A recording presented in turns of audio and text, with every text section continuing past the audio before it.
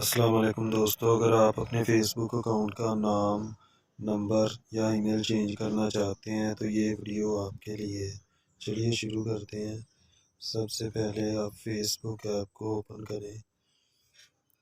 उसके बाद right side पे ऊपर 3 लाइनें उस पर क्लिक करें।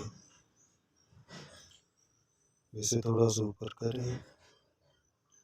सेटिंग एंड प्राइवेसी पर क्लिक करें। सेटिंग पे क्लिक करें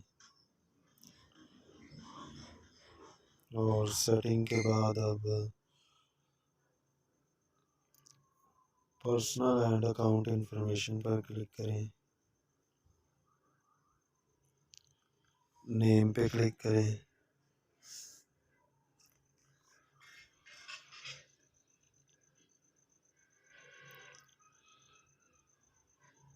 और इस तरह की मज़ीद इंफॉर्मेशन हासिल करने के लिए आप चैनल को सब्सक्राइब करें और वीडियो को भी लाइक कर दिया करें।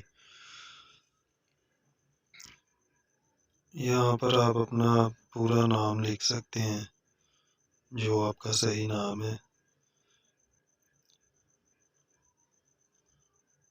इसके बाद आप सिंपल नीचे चेंज वाले बटन पर क्लिक करें और आपका नाम चेंज हो जाएगा।